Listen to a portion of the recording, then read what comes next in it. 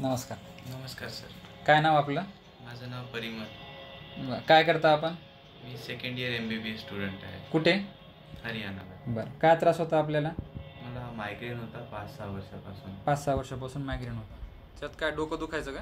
खूप डोकं दुखायचं. कंटिन्यू असायचं 24 तास? 24 तास. बरं. मग आपण काल आपल्याकडे आलात तर आपण काय काय ट्रीटमेंट घेतली? पंचकर्म सुरू केले. बरं. बस्ती घेतली आपण आणि विरेचन, शिरोधारा आणि बस्ती कालपासून सुरू केले. काल आपला पहिला दिवस होता. बरं. आज किती फरक वाटतोय? आज खूप आराम वाटत आहे. डोकं शांत झालं आहे. काही त्रास नाही कालपासून. बरं. डोकं दुखणं किती कमी झाले? डोकं कालपासून दुखलं. म्हणजे 100% फरक आहे डोकं दुखण्यामध्ये. जो आजार आपल्याला 5 वर्षापासून होता त्याच्यामध्ये पंचकर्म सुरू केल्यानंतर पहिल्याच दिवसापासून आपल्याला फरक आहे. बरोबर. अग्निविद्ध कर्म छान वाटते. डोकं दुखणं कमी झाले. फूट मसाजने कसं वाटलं?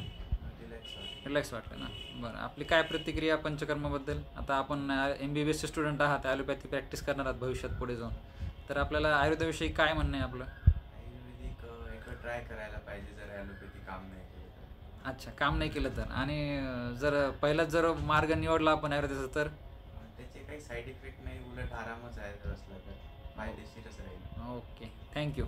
All the best. थँक्यू.